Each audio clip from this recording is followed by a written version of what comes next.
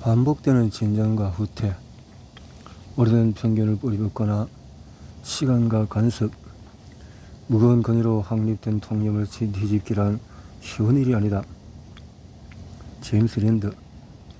망망대해에서 병에 걸린다면 1795년 길버트 블레인이 주도한 계획 이후에 왕립 해설 병원에 계일병으로 입원한 선원의 수가 급감했다. 1806년부터 1810년 사이에는 입원한 선원이 2명뿐이었다. 이처럼 환자가 감소한 이유는 두 가지다. 첫째, 식생활 개선의 해군에서 발생하는 계일병 환자 수가 큰 폭으로 감소했다. 둘째, 큰 수술할 필요가 없는 병든 선원은 병원이 아닌 함선에서 치료하는 관행이 블레인 덕택에 도입이 되었다.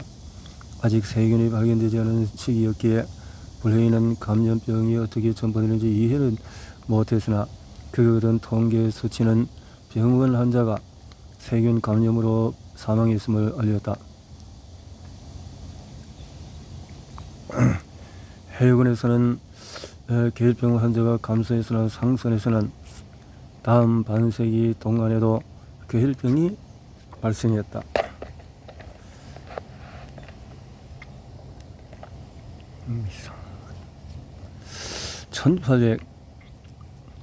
1854년 영국 의회는 상선 선원에게 라임즙을 보급하라고 명령하면서도 라임즙의 보급량은 언급하지 않는 등 성의 없는 태도를 보였다. 해당 법은 시행되지 않았고 선원들은 계속해서 계일병에 걸렸다. 1867년 의회는 선원 병원 협회의 압력과 런던 타임스 기사에 대응해서 상선 개정법을 통과시키고 각 선원에게 제공할 라임즙과의 양과 품질을 규정했다. 상선 개정법은 그뿐만 아니라 법 집행과 위반 행위에 대한 처벌을 강화했다. 1867년에 상선 개정법이 시행되자 상선에서는 계일병 환자가 완전히 사라지지 않아서도 감소하기 시작했다. 런던 부두에서 일하는 선원들은 1870년까지 병원에서 진료받다가 이후에는 육지로 이전한 병원을 이용했다. 1867년 이전에는 매년 평균 계일병이 약 90건 발생했지만 법 시행 후부터는 매년 약 30건이 발생했다. 1885년 이후에 증기선이 상선 역할을 하면서 계일병이 드물어졌다. 라임즙의 품질도 문제였다. 18세기 말 해군은 린드가 개발한 랍 대신에 레몬즙이나 라임즙을 럼즙과 섞어서 살짝 끓여서 병에 담은 뒤에 그 위에 올리브 기름을 부어 두고 섭취했다. 레몬 또는 라임즙을 오래 가열하지 않자 비타민C 보존에 도움이 되었고 그 덕분에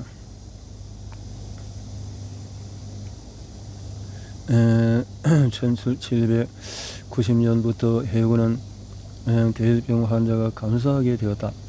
1860년도에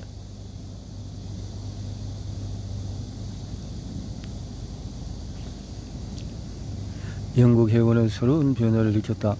과거에 이들은 몰타, 스페인, 이탈리아에서 레몬을 조달했다. 전쟁으로 지중해 보급로가 끊기자 영국 해군은 카리브해에서 재배된 라임으로 대체했다. 이들에게는 카리브해산 라임즙이 전부였다. 영국 해군은 레몬과 라임을 구별하지 않았고 과일의 원산지를 가리지 않았다. 영국 해군은 또한 라임즙으로 만든 새로운 식품을 활용하기 시작했다. 1867년 라크난 로즈는 라임즙을 알코올이라는 농축된 설탕 용액에 보존하는 방식으로 특허를 출원했다. 로즈 라임즙은 훗날의 칵테일 재료로 인기를 끌었지만 첫 번째 주요 고객은 해군이었다. 로즈는 스코틀랜드 레이스의 부두 근처에 공장을 세우고 해군의 라임즙을 납품했다. 1875년에는 사업을 런던으로 확장했다. 서인도 제도에서 라임을 수입하기도 했다. 서인도 제도의 라임은 지중해산 라임보다도 비타민C 함량이 훨씬 적어서 뒤에서 언급하겠지만 계일병 환자 수를 증가시키며 혼란을 일으켰다.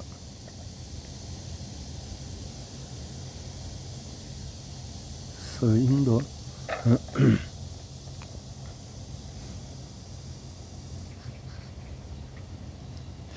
아무도 몰랐던 감자의 힘.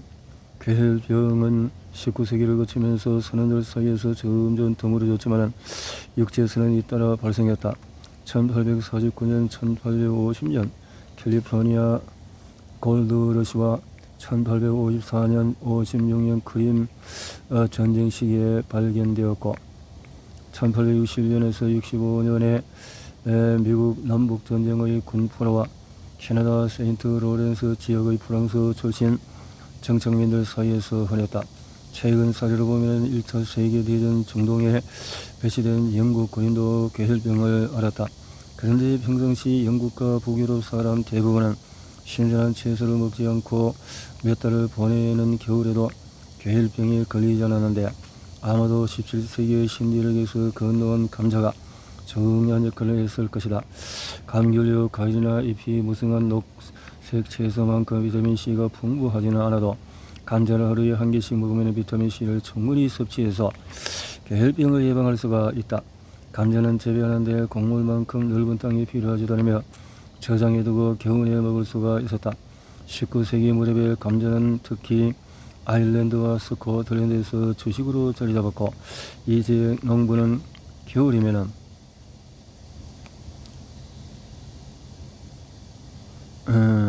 주로 버터나 당미를 바른 빵에 우유와 감자를 먹었다. 아일랜드는 소작농은 감자 이외에 다른 작물도 재배했지만 이는 수출용 황금 작물이었으며 작물을 판 돈으로 토지 임대를 했다. 감자는 농부와 가족들을 먹여 살렸다. 고된 노동을 하는 남성들은 평균적으로 하루에 감자 4kg 넘게 먹었다. 감자의 중요성은 교도소에서 드러났다. 1812년 완공된 런던 밀뱅크 교도소는 범죄자 제어할 시설의 모델로 설립이 되었다. 이 교도소는 자유를 박탈당한 죄수가 건강마저 잃지 않도록 위생적인 환경과 건강한 식단을 제공했다. 재활용, 격리, 노동, 종교적인 가르침을 통해서 이루어졌다. 1822년 7월 교도관들은 교도소 측이 가난에 찌든 수감자에게 교도소 밖 음식보다도 더 좋은 식단을 제공하며 과도한 친절을 베푼다고 생각했다. 그는 지나친 인도주의를 바로잡는다는 이유로 교도관들은 식단에서 감자를 빼었다. 그러자 3개월이 채 안 되어서 괴혈병이 발생했다. 1823년에 3월 수감자 가운데서 절반이 괴혈병에 걸렸다. 교도관, 민간 근로자, 조리실 직원은 걸리지 않았다. 전염병 조사를 맡은 의사는 수감자에게 오렌지를 보급하라고 당국을 설득했고 괴혈병은 빠르게 수그러들었다. 그런데 같은 감옥에 수감된 군포로에게는 오렌지가 배급되지 않았다. 이들은 부족한 식단을 섭취하며 계속 괴혈병을 앓았다. 20년 후인 1843년 밀뱅크 교도소 소속 의사 윌리엄 베일리는 영국 교도소에서 발생하는 괴혈병의 전염병학을 분석해서 논문을 발표하고 감자로 괴혈병을 예방할 수 있다고 주장했다. 베일리는 밀뱅크 교도소에 수감된 군포로가 매주 배급받은 수프에 익힌 채소 흐물흐물일 때까지 끓인 걸 추가해 먹었는데도 괴혈병에 걸리지 않았다. 그러다가 이듬해 1월 수프에 감자가 추가되자 더는 괴혈병 환자가 발생하지 않았다.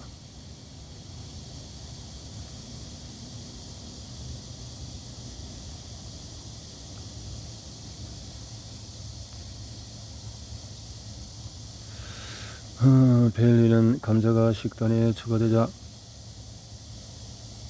괴혈병이 사라진 다른 영국 교도소 사례도 설명했다. 생감자의 항괴혈병 특성은 오래전부터 알려져 있었으며 가벼운 조리로 그 효능이 사라지지 않는다고 밝혔다. 관리자들은 오렌지나 레몬보다도 감자가 저렴하다는 이유로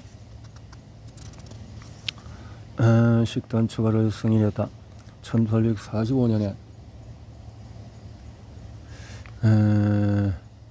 1848년 발생한 감자 기근은 벨리의 결론을 뒷받침했다. 1845년 여름과 가을에 곰팡이를 일으키는 전염병이 유럽 전역으로 순식간에 퍼지며 감자 농사를 망쳤다. 이후에 3년간 겨울마다 감자 기근이 아일랜드를 황폐화시켰다. 영양실조에 걸려서 감염병에 저항할 수 없을 만큼 쇠약해진 사람들이 발진 티브스, 제길, 또 콜레라 이질로 목숨을 잃었다. 치명적인 감염병에서 겨우 회복된 사람들은 다기간 부전으로 사망하거나 임대를 내지 못해서 집에서 쫓겨나서 도로변 배수로에서 잠을 자야 했다. 아일랜드는 인구 약 800만 명 가운데 100만 명이 목숨을 잃은 듯하다. 또 다른 100만 명은 기근에서 벗어나기 위해서 이주했다. 결과적으로 아일랜드는 인구의 25%를 잃었다. 일부 빈곤 가정은 굶주림에서 벗어날 만큼 연령을 충분히 얻을 수 있었다. 영국 정부와 민간기관은 미국에서 옥수수를 수입하고 빈곤층을 대상으로 무료 급식소를 운영하는 등 구호 활동을 펼치며 기근의 충격을 완화하려고 노력했다. 그러한 노력 덕분에 빈곤층 일부는 기아에서 벗어났지만 몇 시간씩 익힌 옥수수 가루와 묽은 수프에는 비타민C가 없어서 괴혈병 환자가 발생하기 시작했다. 당대 의사들은 대부분 괴혈병 환자를 본 적이 없었기 때문에 혼란을 겪었다. 처음에는 괴혈병으로 인해서 피부에 생긴 어두운 점이 출혈성 질환에서 발생되는 증상과 비슷하다는 이유로 괴혈병을 출혈성 자반으로 오진했다. 괴혈병이 영국 제도 전역으로 퍼지고 나서야 의사들은 그 질병을 괴혈병으로 인식했다. 밀뱅크 교도소와 감자 기근에서 얻은 경험은 두 가지 교훈을 강조한다.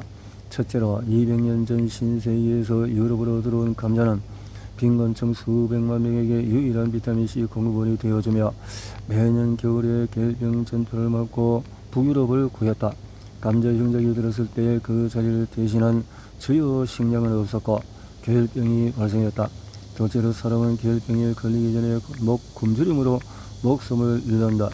옥수수, 가루, 빵 또는 곡물로 열량을 충분히 섭취해 영양실조를 면모하기까지는 적어도 2달이 걸린다. 굶주림은 신체를 더 빠른 속도로 죽음에 이르게 한다. 의사는 음식을 전혀 먹지 못했는데도 괴혈병에 걸리지 않은 사람을 근거로 괴혈병을 영양결핍증으로 규정하지는 않았다.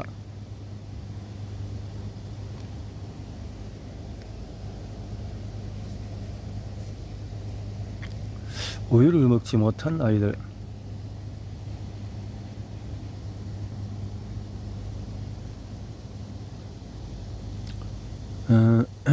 이와 괴혈병 이야기는 파리 포위전에서 시작하여 우유를 중심으로 전개된다. 프레이스는 프랑스 전쟁이 진정되는 동안에 프레이스 해군은 1870년 8월 중순부터 이듬해 1월까지 프랑스 전역에서 빠르게 진군하며 파리를 포위했다. 넉 달 반 동안에 식량 보급이 중단되면서 파리에서는 우유와 신선한 채소를 구할 수가 없게 되었다. 괴혈병은 포위전이 끝날 무렵에 식량 부족을 가장 먼저 겪기 시작한 제서들 사이에서 특히 빈번했으며 이따금 다른 영양결핍과 결합했다. 어린아이는 우유를 먹지 못해서 영양실조로 사망했다. 의사들은 아이들에게 다른 단백질 공급원을 먹여 생명을 구하려 했으나 실패했다. 이때의 경험은 우유의 영양학적인 특성을 연구하고 대체품을 개발하는 활동의 원동력이 되었다. 그리고 궁극적으로 비타민 결핍증을 이해하는 길을 열었다. 인간의 모유는 유아에게 비타민C를 충분히 제공하지만 모유 수유는 19세기에 인기가 없었다. 부유한 사람들은 유모를 고용했다. 부유하지 않은 사람들은 대량 생산된 분말을 물이나 연유 또는 희석한 우유에 타서 아기에게 먹였다. 분말은 단백질이 풍부하지만은 비타민이 부족했다. 희석하지 않은 신선한 우유는 비타민C를 조금이나마 공급한다. 병원의 극심한 다리 통증의 특징인 새로운 질병을 앓는 아이들이 나타나기 시작했다. 의사들은 이 질병을 괴혈병으로 인식하지 못했다. 이처럼 의사가 혼란을 겪은 이유는 유아들이 비타민 D 결핍으로 골격 기형을 이바라는 고루병을 흔히 알았기 때문이다. 고루병은 영양소가 부족한 식단을 섭취하고 대기오염으로 어두워진 도시 거리에서 햇빛에 거의 노출되지 않은 아이들 사이에 빈혈이 발생했다. 의사들은 고루병과 새로운 질병이 모두 다리의 긴 뼈에 영향을 미친다는 이유로 그러한 증상을 급성 고루병이라고 불렀다. 소아과 의사 토머스 바알로는 1875년에 런던 그레이트 오먼트 스트리트 아동병원에서 전공의로 근무하던 중에 첫 번째 사례를 관찰했다. 그는 내과 의사 토머스 스미스를 도우면서 다리 통증과 부종을 앓는 23개월 여자아이를 진찰하고 사후 관찰했다. 아이는 다리를 건드려서 심지어 간호사가 침대 곁에 다가가기만 해도 비명을 질렀다. 아이의 잇몸이 부어오르거나 피가 나지 않았던 까닭에 바알로는 계열병으로 진단하지 않았다. 아이는 고루병이었다. 그런데 고루병은 통증이 없으므로 바알로는 아이가 느끼는 심각한 통증이 고루병으로 설명되지 않는다고 확신했다. 아이는 입원 중 돌연 사망했다. 사후 발견한 주목할 것 점은 뼈 주위에 출혈이 발생하고 긴 뼈에서 성장이 일어나는 말단 부위가 기하게 부러져 있다는 것이었다. 이러한 발견은 훗날 실험 동물에서 계열병을 식별하는 결정적인 단서가 되었다. 바알로는 유사 사례를 더 연구하고 이 질병을 이와 계열병으로 규정했다. 1883년에 그는 논문 계열병이 중심요소 고루병이 변수로 작용하며 두 질병이 조합되었으리라 추정되는 급성 고루병 사례를 발표했다. 이 탁월한 논문은 임상학적 병리학적 설명과 분석을 토대로 작성되었다. 바알로는 사흘에 31건을 요약했으며 그 중에서 11건은 본인이 직접 진찰한 사례였다. 그는 전형적인 사례였던 15개월 남자아이를 다음과 같이 설명한다. 첫 6주간 아이는 활발했다고 한다. 그 중에 6주 동안의 아이는 모유를 먹었으나 그 이후부터는 모유를 전혀 먹지 못하고 그때부터 내가 진찰할 때까지 아이는 신선한 음식을 전혀 먹지 못했다. 처음에 아이가 섭취한 식단은 로인슨 옥수수 가루와 또 스위스우유, 다음은 구운 밀가루, 그 다음은 네슬레 가공식품, 이후는 로브 비스킷, 그 이후는 리비 소고기 농축액, 또 마지막으로 스위스 우유와 당분이 첨가된 석회수 등이었다. 아이는 생후 13개월이었을 때 다른 사람의 도움을 받으며 앉거나 설 수가 있었다. 그러나 5주부터는 둘 다 하지 못했고 특히 왼쪽 다리의 발목 근처가 부어 있는 모습에 눈에 띄었다. 이 시기부터 아이는 심하게 투정을 벌였고 누군가 몸을 만지거나 가까이 다가가면 비명을 질렀다. 아이의 안색은 지나치게 창백하고 병색이 역력하다. 아이의 앞니는 아래쪽에 2개가 돋았다. 돋아난 아랫니 1개가 닿는 위쪽 잇몸이 미세하게 짓무른 점을 제외하면 잇몸은 정상이다. 아이는 끊임없이 신음하고 가까이 다가가면 비명을 지르며 몸에 무언가가 닿으면 더더욱 크게 소리친다. 아이의 왼쪽 허벅지와 정강이는 다소 부어있어서 정상이를 다리와 비교하면 윤곽선이 다르다. 바알로는 부검을 3차례 진행한 끝에 다리 통증과 부종의 원인은 뼈 주위에 발생한 출혈 때문이라고 결론지었다. 린드도 성인 선원에게 비슷한 출혈을 발견했지만 바알로는 출혈과 그에 따른 증상을 연결했다. 바알로는 또한 아직 치아가 돋지 않은 이와는 계열병에 걸려도 잇몸이 붓거나 피가 나지 않는다는 점을 발견했다. 이처럼 그는 이와 계열병을 진단했다. 바알로는 계열병이 영양결핍증임을 깨달았다. 이를 토대로 전형적인 환자에게 처방을 내리고 처방 내용을 기술했다. 그는 통증을 완화하기 위해서 다리를 따뜻하게 찜질하는 것 외에 식단에 매일 오렌지즙 2티스푼을 추가했다. 사흘 만에 아이의 상태가 눈에 띄게 바뀌었다. 왼쪽 하체는 통증이 줄고 긴장도가 낮아졌으며 오른쪽 다리도 회복이 되었다. 이후에 상태가 점점 더 좋아졌다. 처음 진찰한 날부터 8주가 안 되어서 아이는 부축을 받으며 일어서거나 무릎을 꿇을 수 있게 되었다. 혈색이 좋아졌고 피부와 근육이 제법 단단해졌다. 식단을 바꾸면 환자가 빠르게 회복하는 현상은 그 병이 계열병이라는 또 다른 증거였다. 이와 계열병은 발로병으로 알려지게 되었다.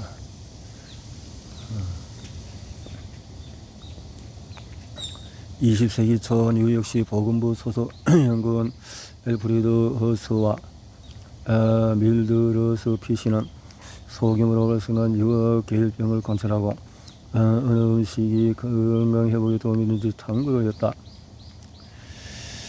오렌지즙 그래서 아이들이 건강에 좋은 새로운 영양 공급을 제공하기 위해 식단에는 오렌지즙을 빼도 된다고 믿었다. 그 결과 몇몇 아이들이 계열병에 걸렸다.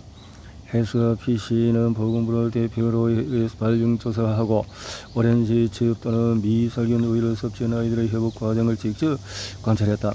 오렌지즙을 먹은 아이들은 빠르게 회복했고 미살균 우유를 마신 아이들은 회복 속도가 느리고 회복 향상에 일관성이 없었다. 두 연구는 또한 당근은 효과가 없고 으깬 간절한 효과가 있긴 하지만 오렌지만큼이나 뛰어나지 않다는 결과를 얻었다. 해수와 피시는 다음같이 결론을 지었다. 미살균 우유는 항계열병 특성이 뛰어나다고 보기 힘들다. 미살균 우유의 효과는 오렌지즙을 섭취하면 일어나는 기적적인 변화와 비교할 수가 없다. 미살균 우유와 오렌지즙의 효과 차이는 특히 피로 섭취량에서 두드러지는데 오렌지즙은 소량만 마셔도 계열병이 치료되지만 미살균 우유는 그에 비해서 다량 마셔야 한다. 그렇지만 미살균 우유에도 계열병을 예방하는 필수 물질이 충분히 함유되어 있다. 두 연구원은 앞으로 발생할 사건을 암시하며 설명을 이어나간다. 그러한 까닭에 우리는 펑크가 수행한 흥미롭고 도발적인 연구를 언급해야 한다. 펑크는 신체의 건강과 생명에 필수적인 물질을 일컫는 단어 비타민을 만들었다. 비타민, 캐시미어 펑크너지 이야기가 전개되는 과정에 중추 역할을 했다. 해수와 피시가 진행한 연구는 피츠버그 대학교 생화학자 찰스 글렌킹이 영양소에 흥미를 갖고 비타민C 발견자 중 한 사람이 되도록 동기를 부여했다.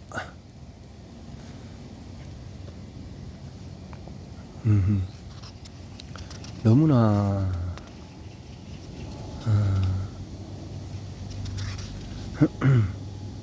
치명적인 북극 19세기 후반에서 20세기 초반에 여러 극지방을 차지하기 위해서 경쟁을 했다. 북극 1600년 초에 네덜란드는 극지방이 아닌 동인도 제도로 가는 북쪽 항로를 찾기 위해서 북극으로 탐험대를 파견했다. 그래서 긴 겨울나는 동안에 상황하면서 실패로 끝나는데 그런데 일부 탐험대는 신선한 고기를 주로 익히지 않고 섭취하며 2년간 살아남았다. 신선한 고기는 비타민C 공급 어리긴 하지만 한량이 낮아서 식단이 신선한 고기로만 구성되었으면 계열병을 예방하기 힘들다. 북극에서 생존 이야기는 원정포경을 떠난 영국인 8명이 그린란드 북쪽 해안에 자초한 1630년 겨울로 거슬러 올라간다. 이들은 생존하기 위해서 북극 곰을 비롯한 동물을 사냥해서 먹었다. 얼마 지나지 않아서 계열병에 걸렸다. 그런데 북극 곰 간을 섭취하자 비타민 A 독성으로 피부가 벗겨지긴 했으나 계열병은 호전되었다. 이듬해 봄에 영국인들은 모두 구조되어서 건강을 회복했다. 이들은 북극 곰 간을 적당량 섭취했다. 북극 곰 간은 훌륭한 비타민 C 공급원이지만 비타민 A 함량이 더 높다. 비타민 A는 독성이 있어서 피부가 완전히 벗겨지거나 목숨에 치명적일 수가 있다. 18세기 네덜란드 의사 여한 프리드리 바흐스트롬은 놀랍지만 실제는 분명한 생존 이야기를 들려준다. 바흐스트롬은 계열병이 영양결핍증이며 유일하고도 확실한 방법은 신선한 채소라고 시대에 앞서 주장했다. 그래서 풀을 먹어야 된다는 거고 1875년에 조지 네어스 선장이 널리 유명한 영국의 북극 탐험대회를 이끌었던 시기 1876년에 4월 사령관 엘버트 마컴은 가능한 한 북쪽으로 나아가기 위해서 그래서 라임즙은 구리간을 거쳐서 담겼고 그래서 항계열병 효능을 사라지게 했다. 그렇게 하니까 구리가 산화 촉매 탐험대원들은 오는 점을 훨씬 밑도는 기온에서 라임즙을 녹이기 어렵고 영양 상태가 좋은 시점에 탐사선에서 나왔다고 믿었기 때문에 썰매에 라임즙을 싣지 않았다. 2주 뒤에 이들에게 계일병의 첫 징후가 나타났다. 탐험대는 북쪽으로 일주일 더 나아가다가 되돌아왔다. 6월 초 탐사선에서 출발한 수석대와 만났을 때 4명을 제외한 모든 탐험대원들은 계일병에 걸려서 몸에 불편했고 1명은 사망했다. 얼루트호로 돌아온 탐험대원들은 탐사선에 머물던 다른 대원들도 계일병을 앓고 있으며 디스커버리 후 대원들도 비슷한 증상을 겪고 있음을 발견했다. 그래서 탐험대는 영국으로 개항했으나 대원 60여 명이 계일병에 걸리고 4명이 사망했다. 영국 의회는 이 사건이 중요하다고 판단해서 조사위원회를 구성했다.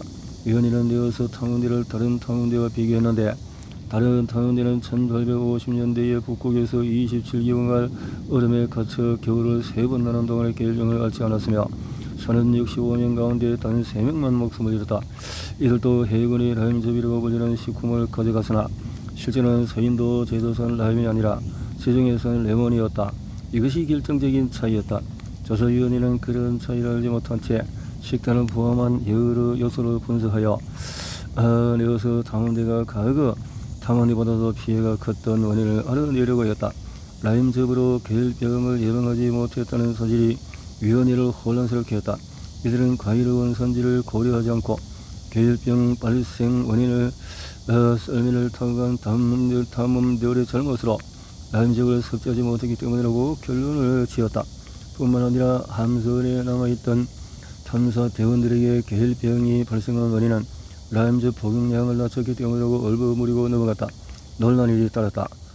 왕립지리학회에서 활동하는 저명한 학자들은 조사위원회가 발표한 보고서를 반박했다. 학자들은 라임즙이 계일병을 예방하지 못한 다른 사례를 인용하여서 라임즙의 효능에 의문을 제기했다. 썰매를 타고 나갔던 탐험대장 얼버트 마컴의 사촌이자 학생을 가르치는 의사였던 시어르 마컴은 라임즙 같은 식품에 항계일병 효능이 있다는 학설은 그 시대의 생리학이 마지막으로 남긴 유물이라고 말했다. 조사위원회 보고서에 따른 반응이 알려주듯이 모든 사람이 계일병을 영양결핍 질환으로 믿었던 것은 아니다. 영국에서 가장 유명한 극지 탐험가 로버트 펠컨 스콧 선장은 계일병을 영양결핍으로 여기지 않았던 대표적인 인물이다. 글쎄요.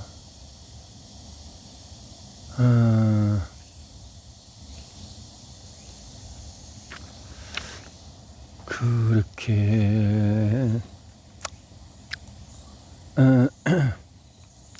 그런데 이 이론을 토대로 통조림 식품을 오염시키는 세균이 부토마인이라는 독성을 생성해서 계일병이 일어나는 가설이 나왔다. 그런데 모든 고기 통조림을 시각 후각으로 검사했는데도 대원들이 계일병이 걸리자 윌슨은 깜짝 놀랐다.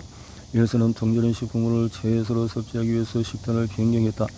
탐험대원들은 뼈대에 살짝 구운 신선한 바다 표범 고기를 일주일에 6번 먹었다.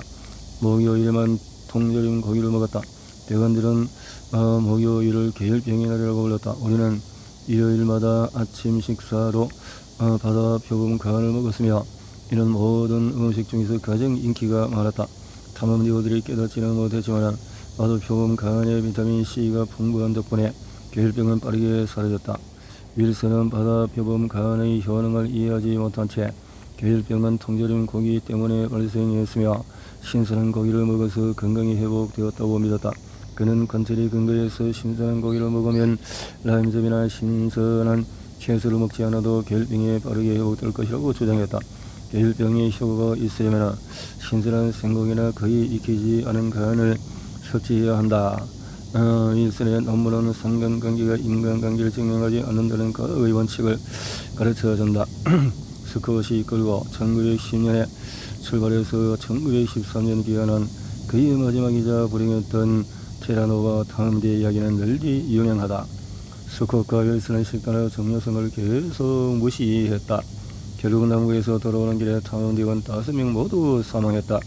이듬해 봄에 수색되는 텐트에서 스콧과 윌슨을 포함한 시신 3구를 발견했다. 수색되는 시신의 계일병 징후를 언급하지 않았고 스코트 탐험 일지에 관련 사실을 기록하지 않았다. 수색대는 시신이 발견된 침낭 안에 시신을 넣고 땅에 묻었다. 아마도 우리는 진실을 밝히지 못할 것이다. 조사위원회와 계열병 19세기 말에는 노르웨이 해군 당국이 선상각기병이라고 잘못 이름 붙여진 질병에 지목을 했는데, 각기병은 말초신경장애를 일으키는 질환으로 오늘날 비타민 B인 티아민 결핍으로 발생한다고 알려졌다. 19세기의 각기병은 남아시아 풍토병이었다. 그런데 유럽과 아시아를 오가며 교역하던 선원들이 아시아에서 발생하는 각기병의 한 형태로 여겨지던 선성각기병에 걸렸다. 보니까 다 비타민 C 결핍이라는 거지. 이 1902년에 조사위원회는 포토마인 이론을 더욱 강화하는 보고서를 발표했다. 그래서 더욱 합리적으로 해석하려는 길이 없었던 까닭에 위원회는 세균 오염이 질병을 일으킨다는 이론을 지지했다.